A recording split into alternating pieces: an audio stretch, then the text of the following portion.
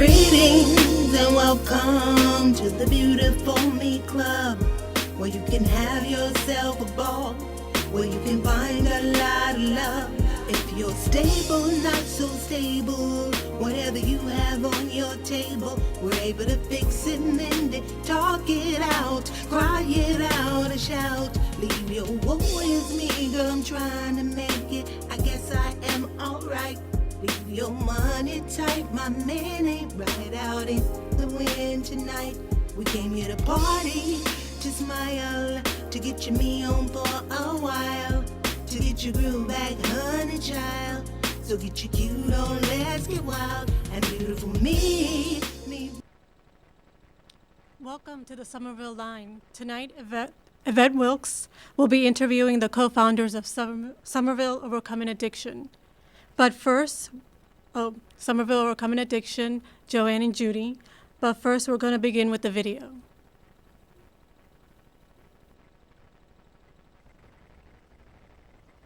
This is usually put inside of a gym bag. In a kid's room. In a kid's room, you find a gym bag. And inside, that's where they keep, and again, once again, these are not drugs, they're just aspirins, Tylenols. They end up with the pills in it. Judy Walker and other SOA members hold workshops to teach parents about possible drug hiding spots. They hope the tragedies that happen to them won't repeat on others. It closes exactly the way it is. Addiction has touched my life through my son. He was incarcerated for a long time and had a child through with a girl that was also addicted to heroin, which in turn caused the child to be addicted to heroin. It's just the way it is. Mm-hmm. Growing up in Somerville our entire lives, I'm pretty sure that my son suffered anxiety issues and he had learning disabilities, and I think that with my lack of not wanting to put him on any kind of medication while he was going through school, he started to self-medicate himself. I don't know, it kind of crept up on me, I guess. Grew up in the projects, I always idolized the wrong people. I wanted to be like them guys. Next thing I know, just landed on my lap and I couldn't turn around. I was stuck. But I didn't start using until my later years, until I was about 25. And then I just went on a run from hell, and it just ruined my life. There was no detoxes for me. There was no nothing. I didn't have health insurance. So you can't get into a detox without health insurance. You can get a free bed, but they're far and few between. So I just ran till the wheels fell off. And I ended up in prison, you know. Then Jimmy met Matt, also a former addict. Now he works for a treatment center and writes poetry to raise awareness about addiction. Raising my voice to the nation. Inspiration for every addict getting high in the basement, a kid trying to get clean as a detox patient, that they can say, I am one of the ones that made it. Matt helped Jimmy get into a recovery program. I have a similar, start to my drug use as Jimmy, where, I've always had the hardest time trying to fit in, and I always fit in with the wrong people. And when I first started using, which I'm sure same goes with you, is there was nobody talked about what an Oxycontin would do. There was no, hey, this little pill's gonna destroy your life and take absolutely everything from you. It takes your soul, it takes your family, it takes your friends. I'm Matthew Gaynham, and you will remember the name. I'm not anonymous. I remember I went in the bathroom, I looked in the mirror, and I was, a shadow of myself. Like, I couldn't even tell you who was looking back. I didn't have anybody to turn to, I had no friends, I had no family, and, I just had enough. Like, I knew if I continued this path, I wasn't gonna make it. So I attempted to get clean for the umpteenth time, but fortunately for the last time I got clean, it worked. This is my son, Frank. Joanne Rivicchio, another member of SOA, lost her son 6 years ago. My son actually worked for the U.S. Post Office, making $52,000 a year. And one day he had a motorcycle accident in Woburn, and that was the that was the end. That was the beginning of the end. For 10 years, he fought an addiction with OxyContin. The Mass General doctor put him on that, which I don't understand, because OxyContin, even though he had severe injuries, the OxyContin was generally made for people that were dying of cancer, to help them with their pain. Not to be given to someone that just had an accident. What's wrong with even Percocets or anything that was, less the strength of OxyContin. He struggled. 2 days before my son died, he cried to me and he said, "Ma, I don't want to die." But he was in the process of getting the employee assistance program in the post office to help him. But the person that he spoke to in confidence, that was a friend, he said, "Oh, I think I'm going to be running for union representative." And out of the mouth of this person, without even thinking about what you're saying, he said, "Who would want to vote for a junkie?" And that's when everything spiraled and went downhill for him. A lot of us have checkered pasts, and we've all made mistakes in life, but the fact is we can turn our lives around and make something of ourselves. We're not just a junkie. Oh, I went back to school. I got my GED. I got my HVAC certificate. I'm certified. And here I am today, clean and sober. Somerville Overcoming Addiction lobbies officials, does trainings, holds vigils, and organizes other events to raise awareness and to fight the heroin and opioid epidemic. But they are not the only ones fighting back. In my next segment, I'll take a look at some of the other efforts around the city. For Somerville Neighborhood News, I'm Yu Xiaoyuan. What can be done here? Well, welcome to the Somerville Line. And tonight we have two special guests with us from Somerville Overcoming Addiction. We have the co-founders. Hi, my name is Joanne Ravicchio, and I'm a mother of 2 addicts. And addiction has hit my house for 20 years. Hi, my name is Judy Walker. I'm a lifelong resident of East Somerville. My son is an addict, recovering. I'm also raising my grandson for 9 years, very involved with the community, and it has affected my life probably a good 20 years also. So tonight we're here to talk about a wonderful show that's going to be coming to Monday nights on Scat TV. Joanne and Judy are going to be bringing Somerville Overcoming Addiction to our stage. And what we're going to be talking about this evening is some of the things that have brought them to this point. Why did they create this organization? Who else is involved with the organization? And we're going to talk about what they plan on bringing to the community and how they wish to share this information. So I'm going to start with Joanne and say, Joanne, how did you all get started with this? Well, it was around this time 2 years ago that Governor Patrick Duvall had announced that we had an epidemic as far as overdoses. So our community leaders decided to have a meeting at this, the Lower Broadway fire station. And once we got to that event, they had been training our police officers and our fire department to use Narcan. So when everybody came there, we talked about all the things that we would like to see happen in the community. And Judy was there, myself, and all the rest of our co-founders. And we met every 2 weeks.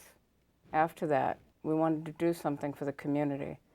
So we started to talk about whether we wanted to get politically involved or we wanted to help families, do vigils. It was quite a few things that we wanted to do. It was quite eventful, and it was great. That was the first time I had met Judy, and we've been very close for the past 2 years trying to make SOA actually be beneficial. So what we want to do is have a show with you And instead of people coming to us, because stigma is a big issue, and people are ashamed of what's happening in their family, so they don't want to come out and ask people for help. So if we have a show and we're able to bring different tables, we figured every other show we would have groups from family, like Family Anonymous, Learn to Cope, Magnolia. The Petals of Magnolia.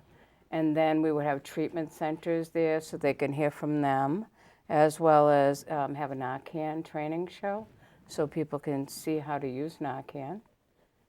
And have Marianne Frangoulis come in from Mass Organization for Addiction Recovery and tell you what they're doing at the State House. And we figured we would have our public health director, Doug Kress, and come in and talk about what he would like to introduce to the community. And that's what we would do up until probably the middle of August, or maybe longer if it works out well. So you two have been together for 2 years, and you mentioned that there are other co-founders. Do we want to say who they are?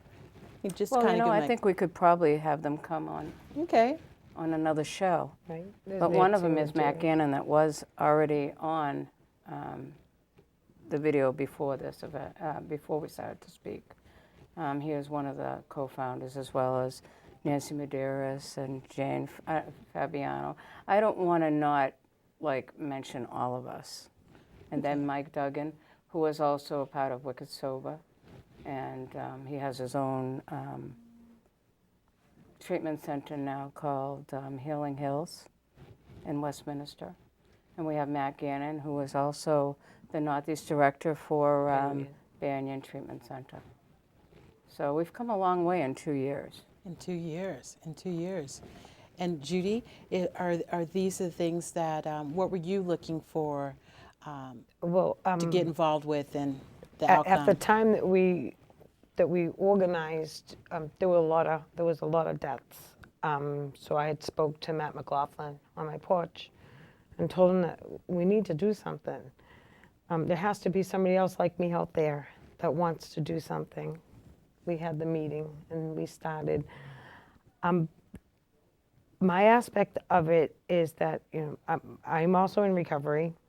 My son is in recovery now, but I'm raising my grandchild. He was born to 2 heroin addicts. He had suffered a lot when he was a child, when he was a baby, I should say.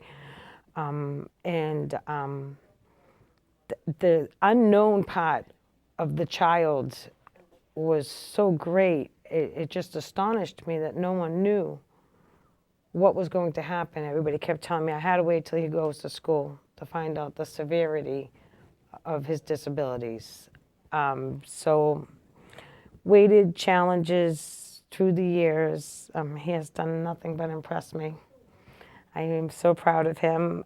But advocate. I advocate for him. I advocate for everybody. We advocate. I would like to educate. Everybody's not my child, or my child's too young. And in all reality, if the child knows beforehand, when he goes out into the world and he goes into the public school systems, when someone older than him talks to him, he's going to know whether it's a truth or a lie if he's educated. So that I was more for the families, for the survivors.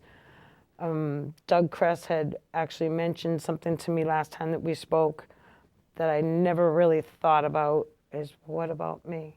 What about you? Mm-hmm. And I didn't know how to answer him, because at no given time is it ever about me. It's about you, or whoever needs the comfort at the moment. So that was a really pretty big setback for me to actually look at myself. And so that was my aspect of it, the family survivors. And because there's plenty I feel, of professional people, because I'm just a mom. I'm not professional. I am not, do not have the schooling behind me to tell anybody how to recover, but I am an ear, and I have a mouth, and I'm not quiet. And I think that when people see that, hey, there's a mom, I get a lot of people looking at me with little Jimmy, because it's basically exposing him to this world of stigma. What are people going to think? What are people going to say? People are going to think and say things anyways.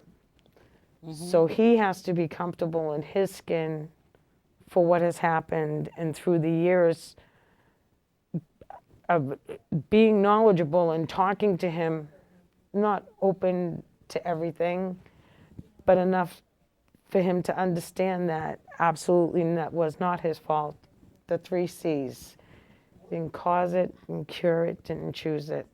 The 3 C's. The 3 C's. And it's big when you're a child.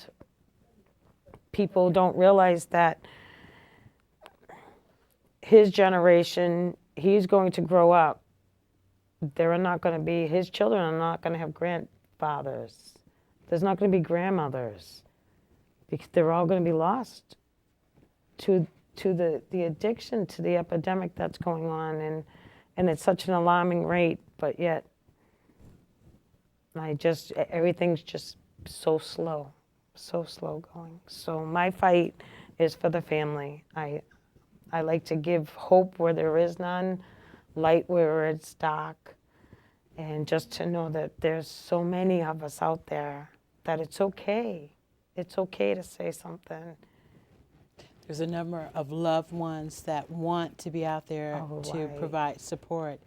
Are individuals able to join your organization? Yes, the second Wednesday of every month, we have a meeting at the Lions Club, and it starts at 6 o'clock, 6 to 8. Anybody is welcome to come. So anyone outside of Somerville is welcome to join Somerville Overcoming Addiction at the Lions Club on the second Tuesday of each month, and the meetings start at 6 o'clock, and they can just show up. Okay. Yes. And the address is 9 New Washington Street. 9 New Washington Street, which is just behind the Holiday Inn Hotel that is located off of Washington Ave. Okay? And there's also a coalition meeting with more. Yeah, which is the third Thursday of the month. And that's Massachusetts Organization for Addiction Recovery. which happens on the third Tuesday? Thursday. Thursday, at which Thursday. time? At 6. 6. At 6 in the same location. And that's everybody, all the overcoming addictions, the groups, the online groups, they all come.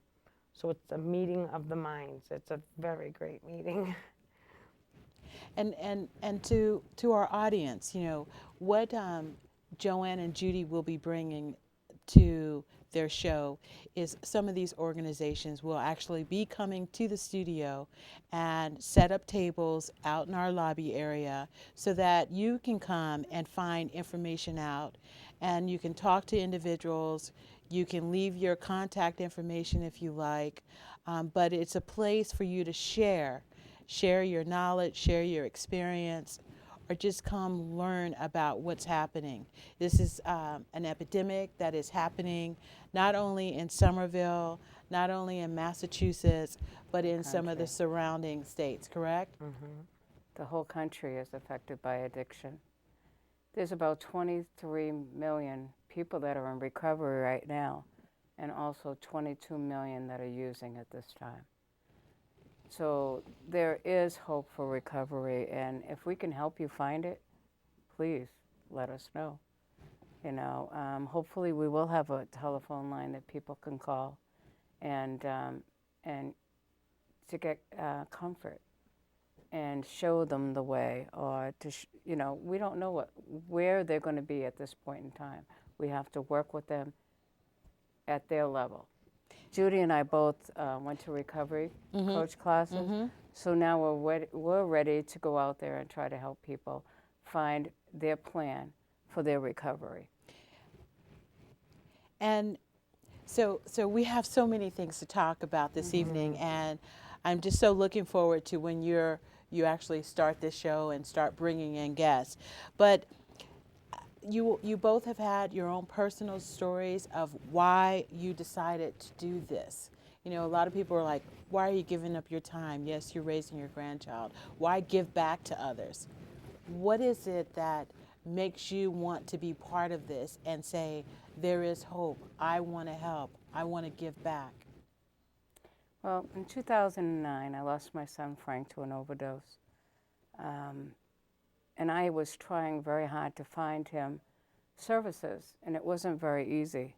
So the reason why I'm doing this is because I want to be able to give back to the community. It helps me heal from my loss. And I don't want anyone else to lose how I lost. I know that, I'm sorry, I'm a little nervous at this point in time, but my son was very important to me, and I loved him, and I'm sure every mother feels that way about their children. They would do anything for them, you know. And Frank had come to me, and he had said that he didn't want to die. And he was starting to go and get services. He had been in rehab at least 7 to 8 times, and it didn't work. But he was ready and willing to do it this time. And 3 days later, I ended up going into his room and trying to wake him up for breakfast to find him dead. He had relapsed. And that is a very, very hard thing to do, is to go in and find your child dead. There's many things that I could have done. I could have just wallowed in my own self-pity. I could have cried I could have just died after losing him. So what I figured I would do is go out there and help others. And I've met a lot of people that have lost their children, and now they're opening up and talking about it. And I hope that they're able to talk about it freely and not feel that they did anything. Because a lot of times a mother feels, what did I do? Wrong. You didn't do anything wrong. It's not your fault. And that's basically what he told me in a journal. I read his journal, and it was amazing how much love and how he worried about how I felt. He worried about me more than he worried about himself. And Frank was a great kid. And that's why I decided to do this too, to tell his story. Because a lot of people did know that he was an addict. So they didn't know the story behind why he became an addict. Frank was 21 years old. He had a motorcycle accident, and he ended up going to Mass General Hospital. He had surgery. He lost his left side for at least 12 weeks, and they put him on OxyContin, and that was the end of the story, a 10-year battle with addiction. He went from OxyContin to heroin. Heroin became part of his life the last 4 months of his existence. Frankie was a postal worker, made $52,000 a year. He was amazing. He would actually go and get a loan for his addiction. He wouldn't bother anybody. He wouldn't steal. He wouldn't go and beg for money. He went out so many times and took care of his addiction in his way. So, you know, I always thought people were going to have a negative about it, but I wanted to show the positive of the child and how great he was, in my eyes. And a lot of people loved him too. He had a great sense of humor. So that's why I do this. I do it for him, and it makes me heal. Thank you for sharing that. Thank you. Thank you. My half of why I do this. At one point in my life, my son was in prison. I was going to a wake every 3 days. in his honor because he could not be there. By the time he had gotten out of prison, they had asked, I guess, they had asked him the question on what is not going to make you go back to the friends that you had before. And he's like, I'm not going to. And they're like, well, how do we know for sure? And he said, because they're all dead. And they're all dead. And these are my friends that I grew up with. These are their children. And as Joanne, we could cry ourselves a river, or we can stand up and at least give these people a voice. They're not alone. It always seems like a big secret. It's always a secret, and it's not. It's only your own secret. So I figured that if we did something like this, that we would give more people the courage, to come out and to tell their stories. And that's why I do it, to give back and self-healing. I notice mostly a lot of people will come to you and tell you that either they're using or their children are using, because now we're making it comfortable for them to talk about it. And that's basically what we do want. You don't have to worry about it. Most people do know who's using and who isn't.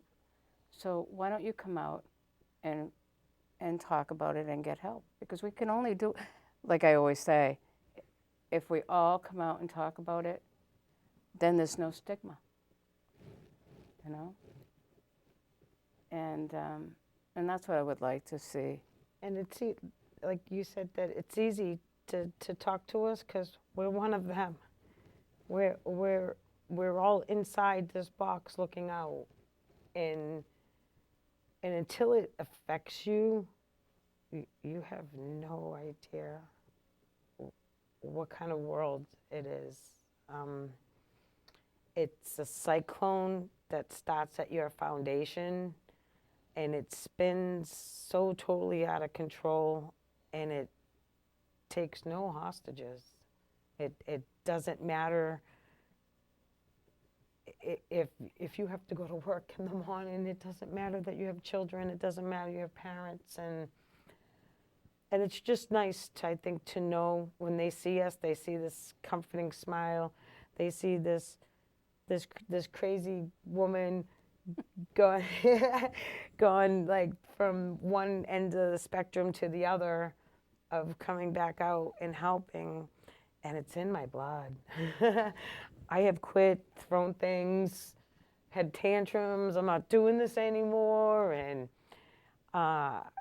to come back an hour later on the computer putting stuff in because there was an interesting article that I just read, and it's just I totally believe that we can help. Well, I know one of the things you all did last month, a couple of months ago, you actually went to Worcester to attend some trainings so that you can, and that you are now educators. So do you want to talk a little bit about what you learned at the training, how it empowered you, and also how are you able to share that information with the community? Well, the meeting, actually, it was in Boston. And okay. that's okay. It was a 5-day course, and it was to become recovery coaches. And Judy and I decided that we wanted to do this. And what we did learn is that we already do that. We already go to help people. But the main thing is that never to judge, and help that person where they're at. If they say they're not using, then they're not using. And when you talk to them, you don't plan for them. You let them plan for themselves. So all you are is a comfort to them in finding the way to recovery. A lot of times we could turn around and say, oh, well, you have to do this, and you have to do that. That's the mother. Yeah, that's right. But you can't force them to do anything. So all you can do is talk to them and let them open up about themselves, where they're at, and what they want to do. And hopefully, this next time they go into a detox, it will work. It's funny too because I found that going through the training, I'm not aggressive. I don't like to think of myself as aggressive, but I can be a handful. I've learned to communicate. I've learned to step back and not be so motherly. Like, oh, no, we're doing this. We have these things like poo-poo platters, A, B, or C. Where there is no E, F, or G. And it doesn't work that way. It absolutely does not. Talking with my son now, I don't talk at him. I talk with him. And it's basically like Joanne said, it's all, what do you want? What do you need? Because it's your decision, it's your life. It's not mine. None of it is mine. And I had to learn that it's not mine, that I need to step back, but it doesn't mean I have to step out. It just means I need to step back and I need to let you make your decision and then help you with that. And so that was a really big life-changing for me as far as professionally. So I got a lot out of it. Plus, we met incredible resources, Which we will bring to Yeah, you yes. at our other episodes. Okay. You know, it's really funny too because we were speaking with Chief Fallon the other day, and at the end, I'm like, we were just one big, huge vat of information. I'm like, who would have known that what's in our head is amazing for being grassrooted, not being paid for it. We don't look to be paid for it. We do not want to get paid for it. We came out into this organization to help people in need. Now, services that we refer you to, you might have to pay for them. But as far as when you come to us and you ask us for help and we sit and talk with you, it's like sitting at our kitchen table because we're moms. So how can people reach out to you? I mean, there are your meetings. There's Facebook. They can find you, Somerville Overcoming Addiction. You have a website. We don't have a website. We had one. It's up and running. Not computer savvy. Okay. So once we try to figure that out, we will. But it basically, if you email us, we also have cards. We give out our phone numbers. We can leave the cards here at the SCAT building. And your email address is? Somerville Overcoming Addiction at gmail.com. Somerville Overcoming Addiction at gmail.com is a way that you can reach them or attend their meetings.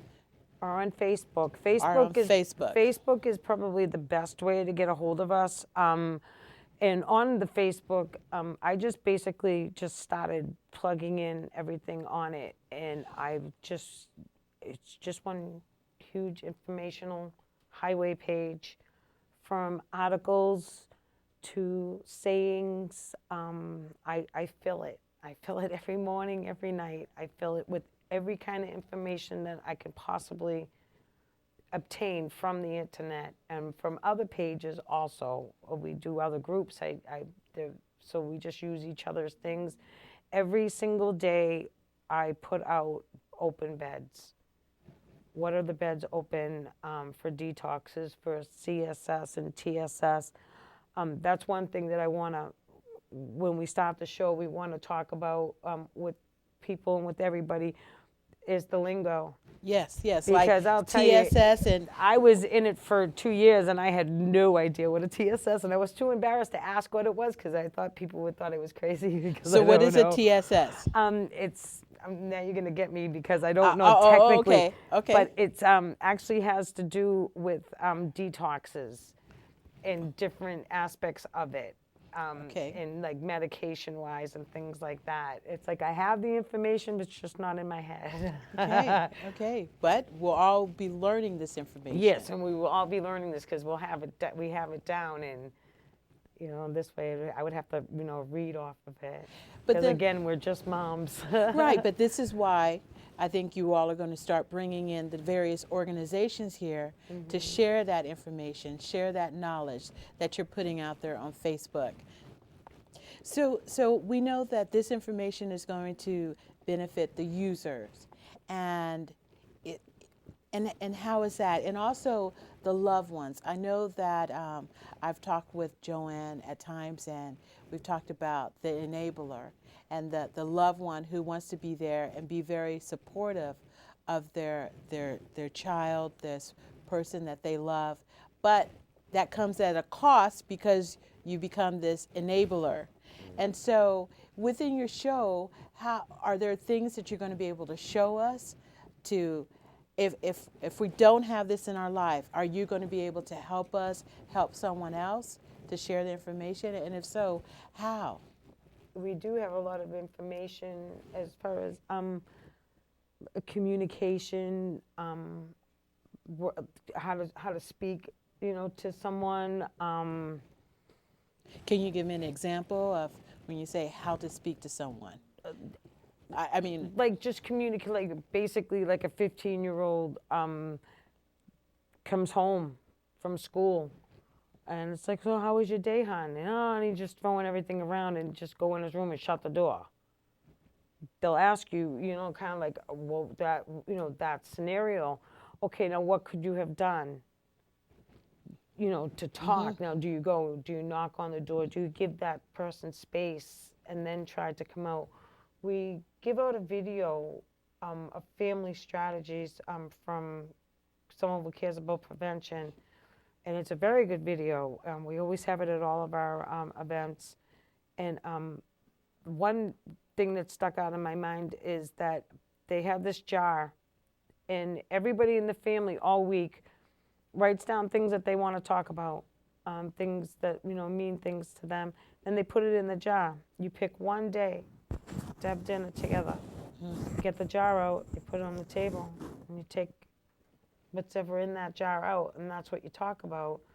So instead of talking about something again that you want to talk about, because we do that, or not talking at all, you have a conversation about something that somebody in that room wanted to talk about. And it just stuck in my head, and I just thought that was like a great idea. So basically, like things like that, just know how to speak to each other. And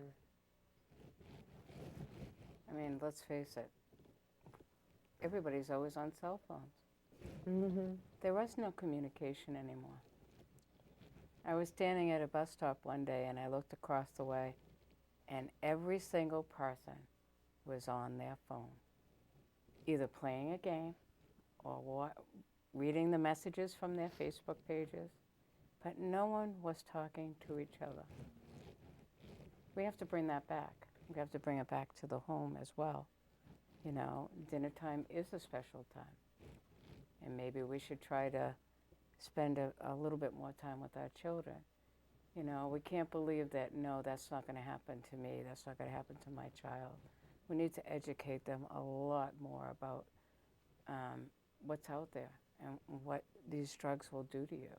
even as a pediatric aspect of it, your child falls down, breaks their arm or their leg or hurts themselves, you bring that child to the hospital, you're going to come home with something.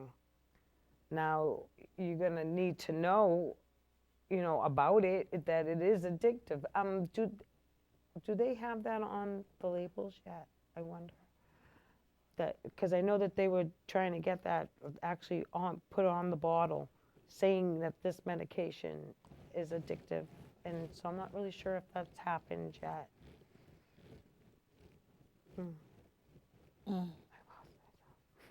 So that's true. So individuals go to the hospital due to a broken bone, Sports injury. sports injury. Sports injuries. That they had, what do you call it? They did polls on sports injuries, like personal ones online of, you know, has your child as an addict now, as an adult, they suffered of some kind of injury while in school playing sports. And I was really surprised on the amount of people that said yes, and they think that that's where the addiction started. Also, children with ADD, ADH, is it a child that just needs to go outside and play? Next thing you know, you're giving your child medication at such a young age that a lot of times it runs like that. A lot of times it's not giving your child the medication to calm themselves down. My son was the choice of not doing medication, that he actually started medicating himself because the anxiety in his body was so great. And I just kept saying, no, no, no, we're not giving you that medication. We're not doing that. Once again, it was me, my opinion. And that whole time I was sabotaging the whole thing because I just didn't purposely make it about myself, but it was just my opinion. And that was all that counted. And now sitting back, thinking that, now it's, what about you? How are you today? It makes a big difference. Well, my son, I have 2 children. Frankie, of course, I told you his story, being 21 years old, having his first accident. Having his accident. He never really liked doing drugs, but he liked to drink. But then at 21, having that accident, that's when he had his addiction. He didn't start young. He didn't like what he was, his peers had brought forth to him. But on the other hand, my younger son, who is Patrick, who's in recovery now for the past 3 years, went to Matanon High School, and he played football. So what happens? You hurt yourself. So, hey, I got something for you. Why don't you try this? So now you're trying drugs. Not just pot, but now you're on opiates, Percocets. You go from Percocets to OxyContin. And now you have a huge problem. And it all started with your peers in high school. And not until 3 years ago did he stop, and he's 35. So that went from 16, 17 years old to 32. That's a long time to be on. It's like trying to medicate yourself. Yeah, medicate a medication. Right. Yeah, you're trying to get off one thing, and they put you on something else. So it's hard. Yeah, it is spinning. I want to say I thank you all, both of you, for sharing these stories with us. And I attended one of the MORA meetings, and I was very touched by some of the women that were at the meeting, and they're wanting to come out and share their story. And a couple of the people that I spoke with, they were just happy about being able to finally talk about this. So when you say that you want to create this environment where people can come in, talk to you, it doesn't have to mean that you're going to be on the stage and sharing your story with the world. You may not be ready at that time. But what the show is going to offer you is the information. It's going to offer you a place to contact someone, to talk to someone. Joanne and Judy and the rest of the co-founders of Somerville Overcoming Addiction want to help. They want to help, and they're sharing that. And I want to help. Everybody here at the Somerville Line, we want to help. Scat TV, Erica Jones, Adam Stone, Jason Corey, Christopher, Crystal Chandler, Christina, we all want to help. We want to be involved, and that's why we're here to support this.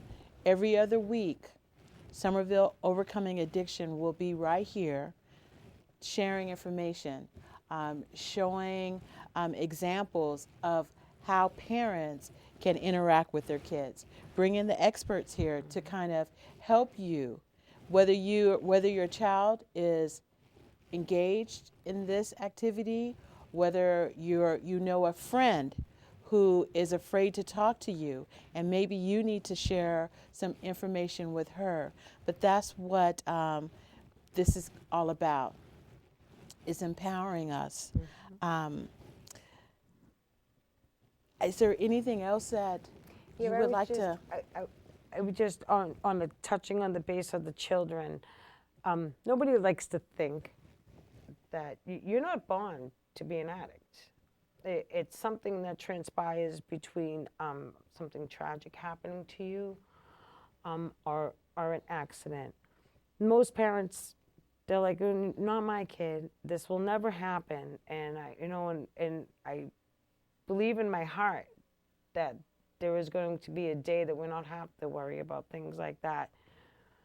But why wouldn't you want your child prepared for the friend that's going to appear in your life and create havoc? The girl for the boy for the girl.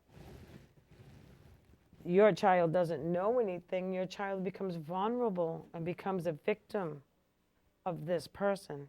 Maybe meaning it or not, it happens. This way you educate your child, they know the difference, and give them at least a fighting chance to survive out there. You're not with them 24/7.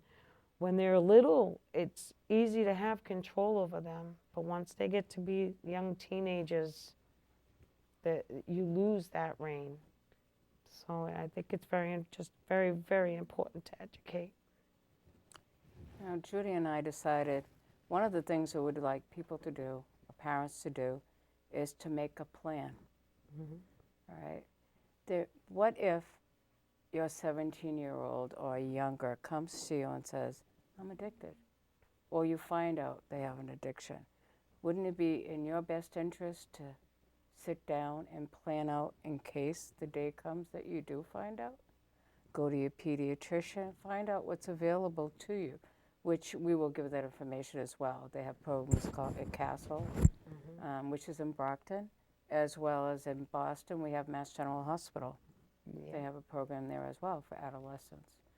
Wouldn't it be better to be able to have all this written down so that when the time comes and you're so emotionally involved and so upset that you won't know what to do?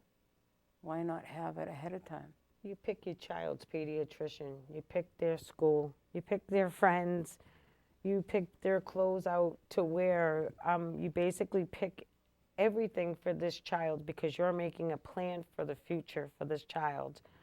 We say, do you have a flashlight? When the lights go out, do you have a flashlight? Yeah. Well, where is it? I don't know. It's in the drawer over there. But I know it's there. You're like, oh, okay. Mom, I have a problem. I'm addicted. That is exactly how you're going to look at your child, too, when it happens. Like, what? And wouldn't you want to be able to have that flashlight to go in and take out that plan? That you fill out paperwork every single year for school, tedious, paper after paper after paper. You fill out all your emergency, all your contacts. If we give you the information and then you do a little research to critique it to what's good for you in your networking with your insurance and things like that, tuck it in the drawer. Put it next to the flashlight. And if you never use it, that's great. That's but great. At least you'll be prepared in case it does happen. So I'm sure there are a ton of people out there saying, that's not going to happen to that's not going to happen to me. That's not going to happen to my child.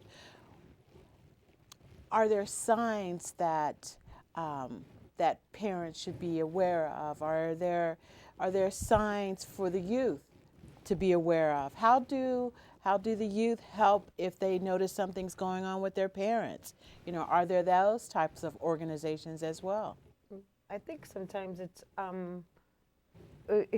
funny that I'm like, what, you know, how come nobody comes? What, nobody shows up? And especially for, you know, for the kids, it's a very, very touchy situation when we talk about children. And one day I looked at Joanne and I said, Joanne, in order to express yourself and to tell your story, you need to expose other people in your life. Sometimes these other people don't want to be exposed. Right, right. So it makes it harder to tell the story because now you're trying to auto-correct it so that you can be able to tell your story and not involve somebody else that's in there that's not ready. I just like completely forgot what I was talking. No, but that's true, because in the beginning, my son had passed away. I had to think about how would he feel about me telling his story. And I felt that he would be very happy for me to do that, so people would understand what he went through with his addiction. And as for my younger child, who was Patrick, I never mentioned him. But so one day I did say to him, do you mind if I speak about you? And he let me do that. But I wouldn't do it without his permission, because that wouldn't be fair to him. So now I do openly talk about it, because they're both important to me. Frankie may not be here, but he'll always be in my heart, and I will always love him, as well as Patrick. So I had to, that's how I felt that how I would handle that situation. And a lot of people don't want to talk because they don't want others to know. Right. But they already do know. Yeah, that's like my part of my story is now 9 years old. He has friends. He has people that look at him, and he's like, no, don't say anything, because now he has to worry about the stigma of people. He gets a lot of times the number one questions, why do you live with your Nana? And it's like all of a sudden there's a 25-pound elephant sitting in the room. So, oh, sorry. My goodness, guys, I can't believe we've been sitting here chatting for about 30, 40 minutes. This has been, I don't do the interviews very often. Most of the time I'm behind the scenes, but this is very important to me, and I hope it was just as important to Joanne and Judy for us to sit here together. They will be back every other Monday night from 8 to 9 p.m. Scat TV. You can watch us by coming into the studio and joining us, or you can actually watch us on the internet or local Channel 3. But they will be bringing a lot of important information to us, trainings on putting Narcan together. Go ahead. Interesting. Okay. All right, first I want to mention that there's been a lot of overdoses just recently. We lost 4 in the past 4 days. What I would like people to know is that you can go to CVS and you can purchase Narcan over the counter. All you have to do is pay your co-payment on your insurance. There are other locations that you can get Narcan.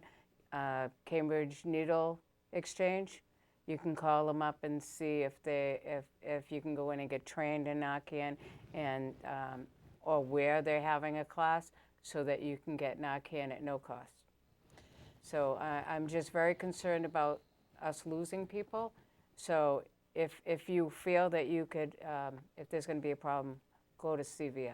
And reach out to your school, to your friends, to your parents, to your co-workers. Reach out. There's many, many, many of us out here that are willing to help.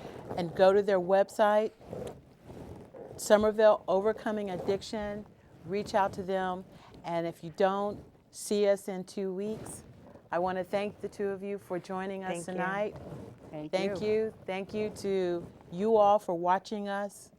Thank you to the Scat TV staff for supporting us.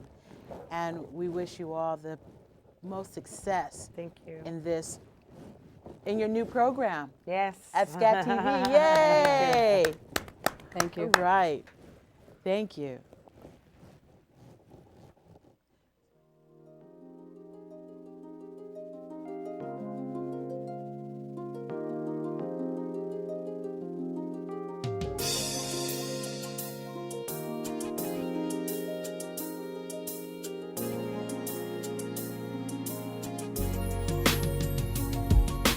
Greetings and welcome to the Beautiful Me Club, where you can have yourself a ball, where you can find a lot of love.